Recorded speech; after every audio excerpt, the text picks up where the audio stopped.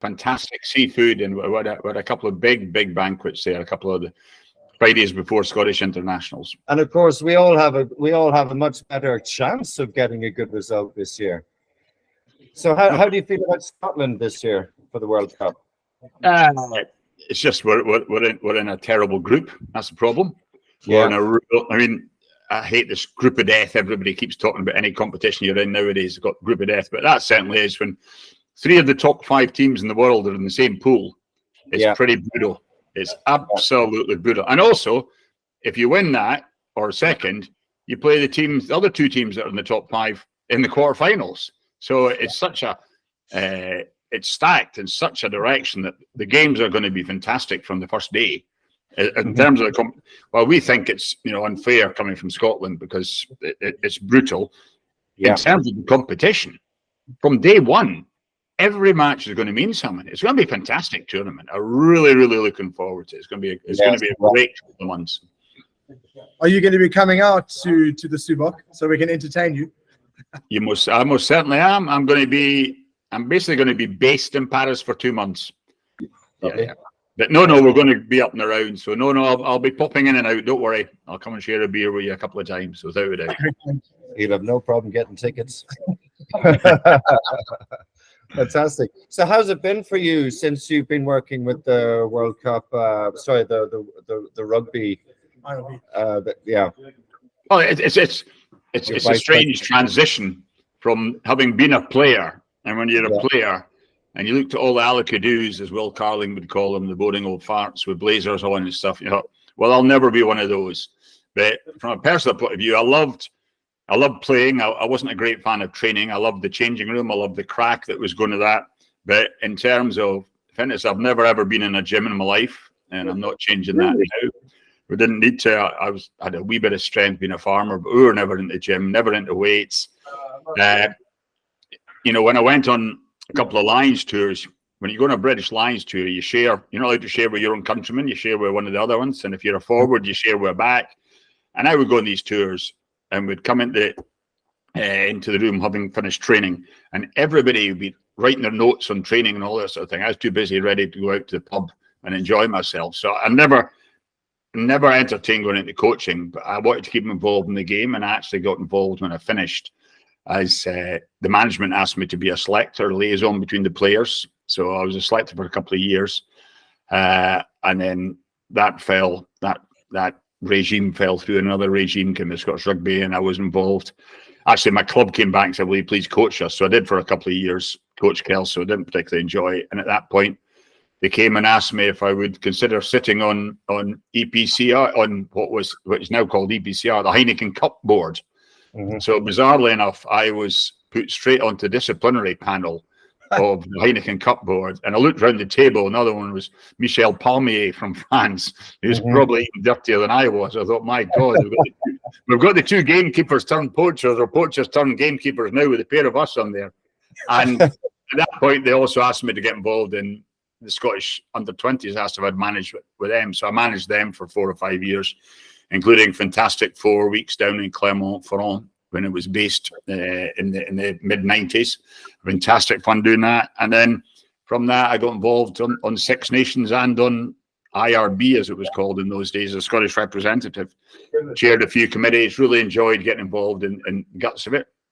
Didn't and don't still like the politics that goes with it, but I still want to get involved in the game. I did a wee bit of television punditry when I finished, but didn't particularly enjoy it. I did that, a bit of journalism, and the whole time I've been back, we're still working on the farm, still on a farm day to day, still live in the same house I was born in.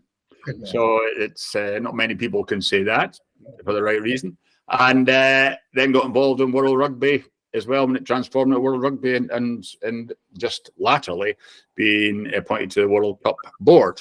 Hence why I'm going to be out in Paris for 2 months, or in France for 2 months, and just busy trying to get my workload on the farm sorted around that, so I don't miss anything. But I think it's going to be a fantastic 2 months, and really looking forward to it. Yeah, we all are. So have you grown some really tall trees so you don't have to look at England from your farm?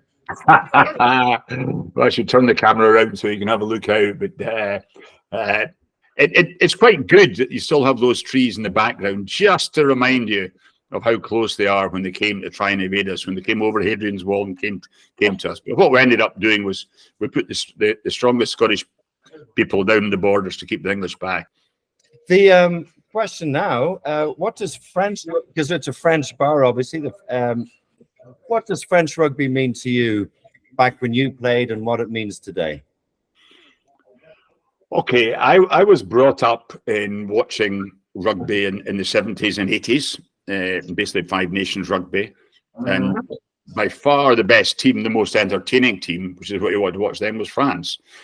And so every time we got involved in training sessions, if we got any training sessions at Murrayfield, you'd always react, when we're doing warm-ups or down, say, right, let's play Scottish rugby, and we'd all deliberately drop the ball. Let's play French rugby, and we immediately put fancy passes in and switch passes and perfect stuff, miss pass, double loops, all that. It was just wonderful. The joie de vivre of French rugby, as long as you're a back, and you knew if you played in the forwards, you got the living daylights kicked out of you, because that's the way it was. Because I always thought France epitomised it's a game for all. So you've got the big thugs in the forwards, and you've got the guys who like to play a bit of talent in the backs. And I would say there's still a wee bit of that today. But so French rugby to me was just fantastic to watch. And then I always aspired to play in France. I wondered about trying to play in France, but not because I thought it'd be any good there, but just I thought it was a challenge. I really did think it was a challenge. I would love to play, and I liked the environment in France because it is very rural. A lot of the rugby down in the southwest, but that never transpired. My first, when I moved up the ladder, my first it was B teams in those days, not the A team national team. Actually, my first international was against France. It was a France B. I played France B in Albi, of all places. What a great time, absolutely great time.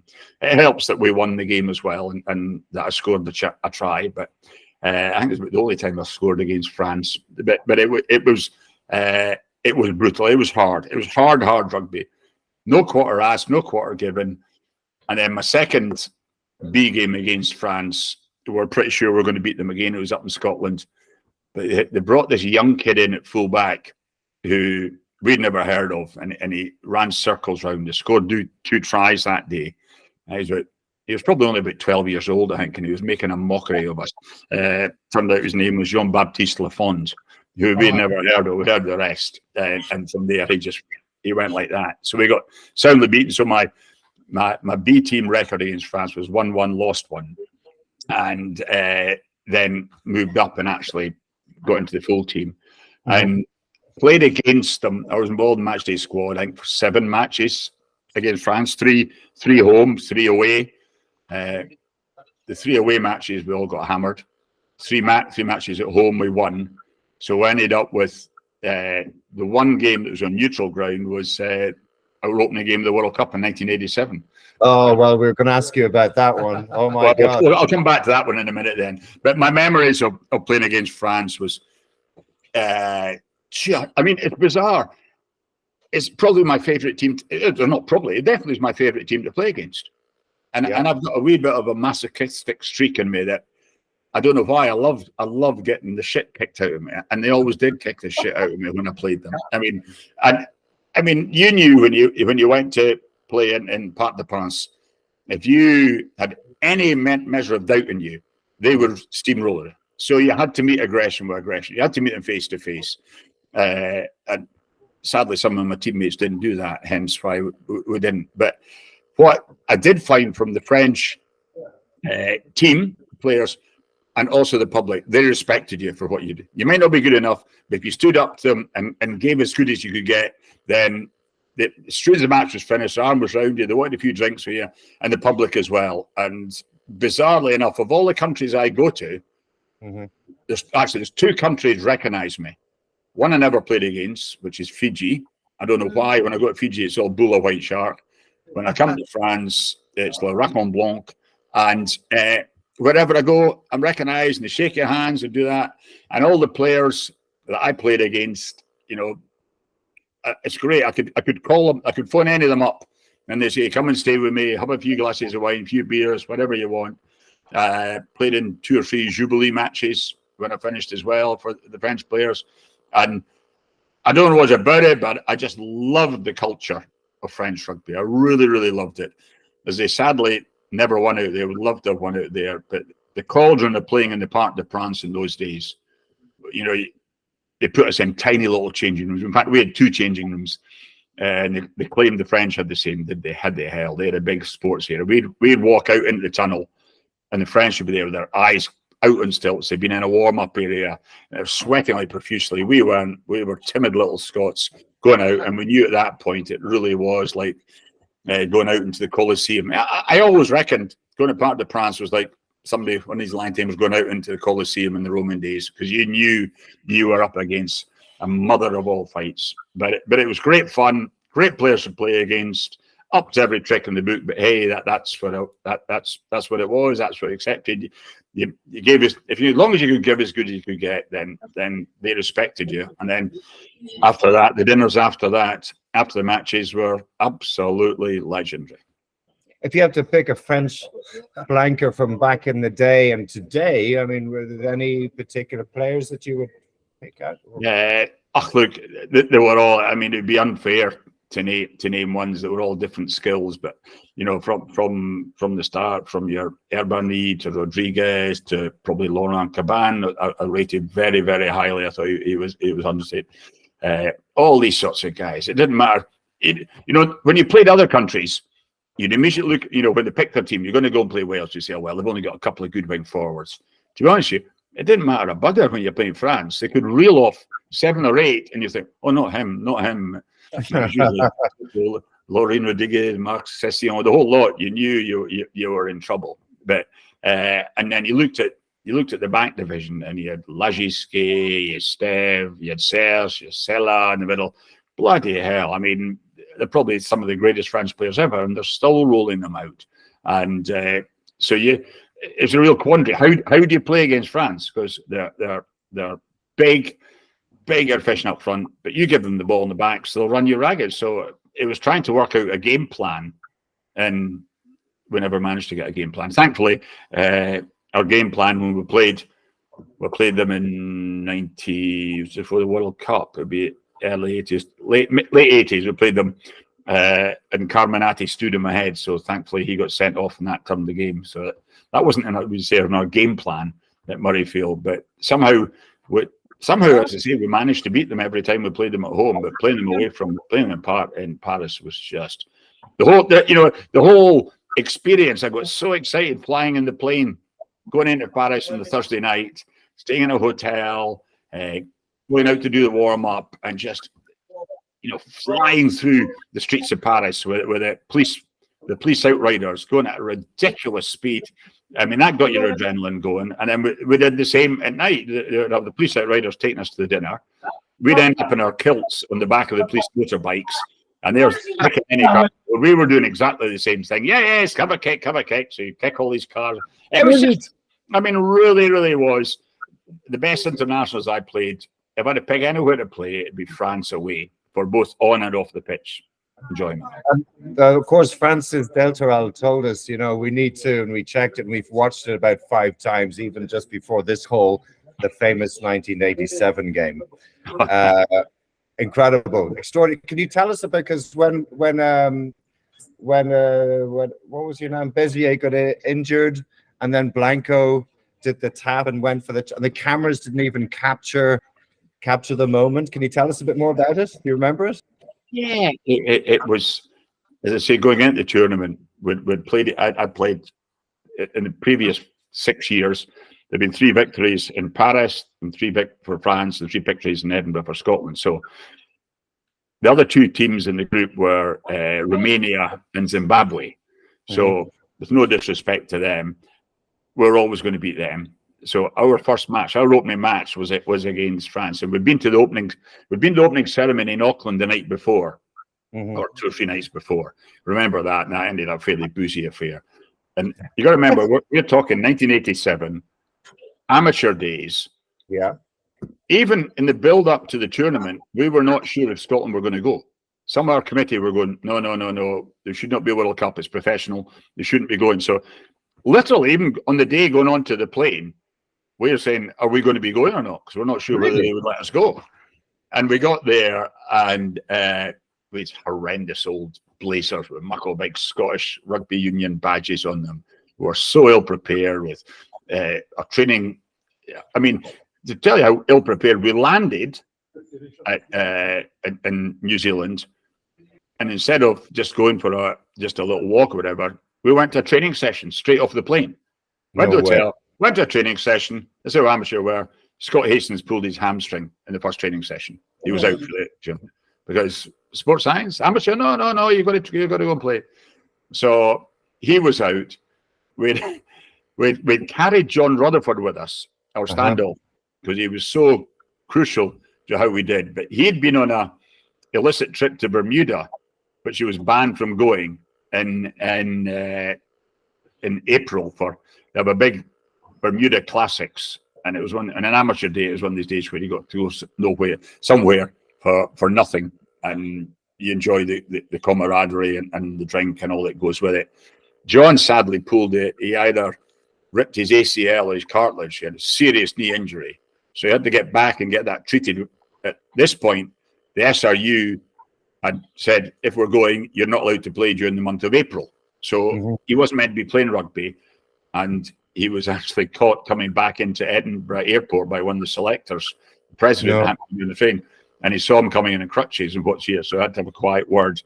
And they went, and he was disciplined. Him and the other 3 guys that went and were disciplined, but he was so crucial to us that we had to take him, and we literally took him on one leg. So when Scott Hastings out, with John Rutherford playing, who literally lasted 5 minutes in the game because his injury came back. We knew his injury wasn't right, but psychologically we had to have him. So anyway, we got to Auckland, we'd lost Scott Hastings, so we shared the same flight down, small flight from Auckland down to Christchurch to play this game, to go to our hotels. We were in these ill-fitting suits. The French were in leather jackets, immaculate leather jackets, trendy as can be, jeans, leather jackets. They all had their Walkmans, which in those days were worth a fortune. We had nothing, and we're going, and this is meant to be an amateur World Cup, is it? And we could see the French were so better, so well prepared. But the bottom line was, we knew the way the draw was, the winner of our group had an easier draw than the runner-up, because the runner-up had to play New Zealand in New Zealand. So it was critical for us to win the first match if we were going to avoid New Zealand in the quarterfinals. So it literally was it was winner take all. So the bizarre thing was it ended up in a draw. Yeah. So it then ended up who could score the most points against Zimbabwe and Romania to avoid playing New Zealand. And in those days, the way France played the rugby, they could score 70 or 80 points. I think they did score 70 points against Zimbabwe and maybe 50 against Romania. And we weren't far short of them, but we ended up 20 points. So the game, the game was a bizarre one because we knew we had to win. They knew they had to win. There were a couple of incidents. I mean, Derek White ran through to score early on, actually pulled his hamstring, so he was off. Nice. They brought the sub on. As you say, there would be 2 turning points in the game. The first was when France reckoned they had scored. Lagiske reckons he had scored in the corner. George Michael took him out. Yeah, I managed to get across and just touched him. It was like old touch rugby, and he just, because of that, he touched the corner flag, and the try was disallowed. Now, there was no TMO. Whether he did touch it or not, I don't know. I'm pretty sure he probably scored.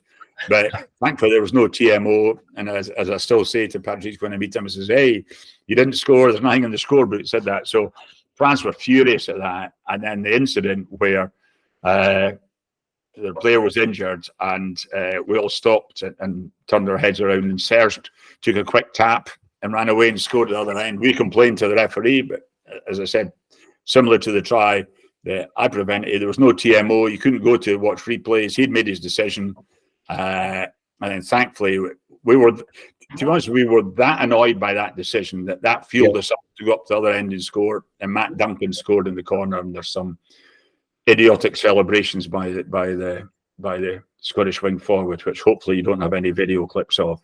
Massive T-notch you had in that. Clean out, you did. Yeah, and then I think Gavin had the conversion to win the game from the touchline and missed it. So it ended up a draw, and then we all had, as I say, we then had to score as many points as we could in the next two games. But again, another fantastic game of rugby against the French. And your 1990 Grand Slam, how was that for you? That was the Carminati game, wasn't it? 1990 Grand Slam. That's right. Look, we followed England that year because that was in the days of the Five Nations Championship.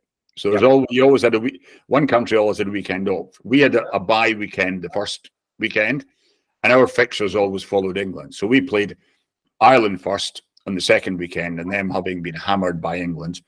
The second we then played France at home, and they had been they'd been soundly beaten by England. That was a year England really clicked, and they were scoring tries for fun. The Rory Underwood, Will Carr, and these sorts of boys. So we got all the teams on the back of that. So we had won in Dublin without playing particularly well. Came back to Murrayfield. We're playing France. It was all a tough game, and we chose to play with the wind in the first half. And I think the score there was only 3 points, and I think we were maybe even drawing at half time. I'm not sure. And the two bizarre things was the wind changed at half time. I've never seen that in my life before at Murrayfield. The wind changed because we thought we're playing in this wind, we're in big trouble here. Gav kicked off and kicked the length of the pitch, and we were, well, if you've kicked the length of the pitch, the wind's gone down, but it had actually changed, so the wind was in our favour. And then, as I say, Alan Carminati got sent off for standing on my head, and so they were down to 14 men. That badly affected them, and we managed to squeeze a win out of it. So it wasn't our greatest victory in terms of performance, but as you know, international level, all that matters is the result. And we managed to sneak a win against them, and that one which helped us on our journey for the Grand Slam in 1990. And what a great try as well to finish that chip and run. Yeah. Extraordinary. Would you say that was the best Scottish try? I mean, is that your favourite Scottish tries? Which one sticks out for you? One or two? No, I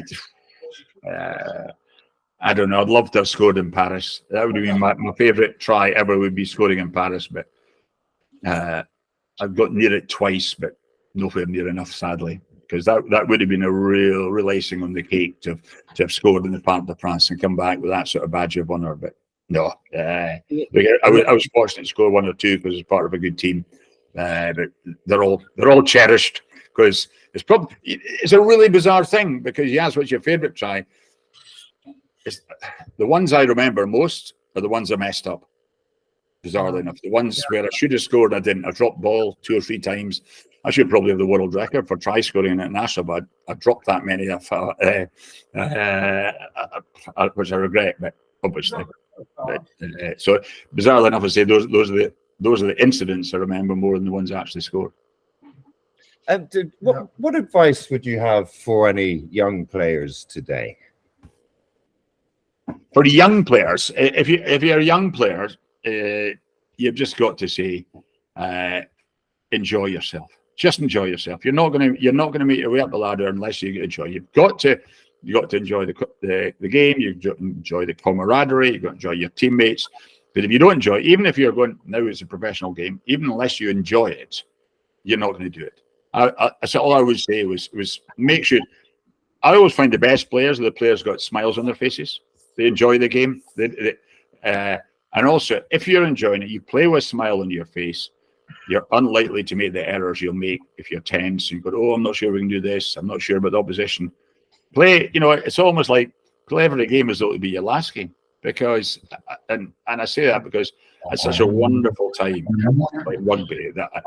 And I mean, you've got to remember that only 2% of the people that play rugby end up playing professional rugby. The rest of the people you talk about are playing, and that's what a game for all. It's just great what we're seeing with the women's game now, playing especially the community game. And I look at my club, and the biggest day biggest beer sales are when the ladies come in, not when the men now. they not only outplay us, they bloody drink us as well. It's just but it's great. The more kids we have playing any sport, because there's huge, not just physical health, there's huge mental health benefits through playing a sport, through an active, any sport and the activity that goes with it. And to me, rugby really does epitomise that, with the fact that it's all shapes and sizes. You don't have to be too skillful. Look at me, for example. I wasn't that skillful, but I could play rugby. I wasn't the greatest hands or the fastest. So it is a game for all shapes and sizes and all levels. And everybody should be allowed to play. And women's rugby, how do you find out? We've put a few pictures up on the walls to honour them. One of the oldest clubs in France is a women's club, and some of the players were delighted to come in, and there's still very little videos that I can put QR codes on. How's that evolving, do you think? That's the future of our game. Genuinely believe that's the future of our game. We need to invest more in that level to take it up, because there's such a gap from the countries that are doing well. New Zealand, America, France, and England are so far ahead of the rest of the game. For the rest of us to catch up, because for the rest of us, it's basically just been sort of students playing rugby and a wee bit of. There's been no high performance rugby played in any of the other unions, so we've got so far behind that we need to really invest, because the top countries are investing even more. So your gap. So I would just say to all these girls that are going around, any athletes up in try rugby, because to me, women's rugby is going to take off. It really is. You look at their ambition, the skill level. You can say some of the men's game now is a bit predictable, it's a bit physical, can be a bit boring. It's taken on. Whereas a women's game, try to play with a bit of ambition, a bit excitement, like we probably did in our day. And you end up watching a game now and it's decided by rolling ball tries. That's not what we're wanting. We're wanting to be probably more French style in the rugby, and I think when I'm watching the women's game now, it's a fairly embryonic stage. Well, it's further than embryonic. It's at the growth stage now. It's in its teenagers, and that's when it should flourish. And I think the game will flourish over the next 4 or 5 years. So the World Rugby at the moment, is it the professional game is taking it to a certain, where we have these issues of concussion and the physicality of the game. How is the game going to be protected in the long term? And has professional taken it too far? So people like my father regret the amateur days when it was a different level of physicality and it was a different kind of rugby. I'm a great believer, and you're not going to turn the clock back. You got to do what's address the issues that are there now and move forward and do it right. And we're already doing that. We're all looking at ways of the game that we can change it. And probably the biggest effect we're having at the moment is taking the player load, the workload of a player. With all the GPS stuff now, mainly on the training pitch as opposed to on the pitch itself. Most of these accidents and the load happens on the training days. When the coaches, you've got to hit bags, defense tackle. So that is now monitored, which is great. So you're monitoring the load they can do. So that is measured. And we've, because this is such a critical problem with concussion and mental health, but we've got to base this on evidence, just not on what we think is happened or hasn't happened. So that's why there's so much research going into that. And we change the laws to make it better for that as well. But we've got to base this, and that's why it's great. We've got the mouth guards now to measure what the impact is when people get hurt in the head knocks or whatever. The more we're spending on head impact assessments for people coming off the pitch, any doubt at all. Now, we know there's a real a grey area, if I forgive the pun and colour, of whether it should be a red card or a yellow card for a head injury, but we've got to protect the players. We have to protect the players. And one player with CT is one player too many. So we can't be going soft and saying, let's reduce it. That's from my point of view. I know there's the fact that we should change a red card to 20 minutes. I'm still think that, we've got to, it's still happening. There is rugby incidents. We can't take that out of the game. But it goes back to your comment earlier, what to say to young kids. What I would say to the mums and the dads, what you see in television is not what little Johnny and little Jenny are going to be playing at the club game. My club, Kelso, we've just got promotion up into the top tier, and I go down there. There's no hits. There's no big hits at all. It's a totally different game. So let's not get the mums and dads who are going to let their kids play rugby get too obsessed with what they're seeing. at the World Cup, for example. Go down to the local club and see what's happening. See how the kids enjoy themselves, and then see what the progression up the game is. That it's nothing like that. It's nothing like the physicality of the hits that you're getting. So there's almost a case for two different laws for two different games. Yeah, agreed. Any questions, Richie? More about farming. What are you into? What farming are you into? Well, we're just finishing calving at the moment. Okay. So and bizarrely enough, my love of France, it's all French cattle I have. It's Charolais are my breed. So I'm calving Charolais out here. I did have sheep. The sheep are gone now, so I've got cattle, grain, and potatoes. We're just going to finish planting potatoes just now as well, which isn't really great because I'm going to be calving in September, October. I'm going to combine, I'm going to lift in potatoes, and I'm going to be in Paris. No, well, that's what you call management. Yeah, exactly. Good management, good boys to pull around behind me. Yeah. Not a delegation. How many head of cattle have you got? I'm calving 160 cows every year. One last question. Sure. One final question. The French and the referees. Now, I get they seem to moan a lot. Would you agree? The French, they're just inquisitive and demonstrative, as opposed to moaning. And what you could not play France without a Gallic shrug somewhere in amongst the whole thing. So no, absolutely fine. Yeah, I just love the way. I love the way it's lost in translation. No, I didn't mean to say that. Oh yeah, really? My things are that's great. It's partial of it. Brilliant. Thank you so much. No worries, guys. Look forward to seeing you when we're crossing the autumn. Yeah, we're looking forward to pouring a couple of beers, Mr. Jeffries. No worries. I'll enjoy that. Take care. Bye-bye. Good luck.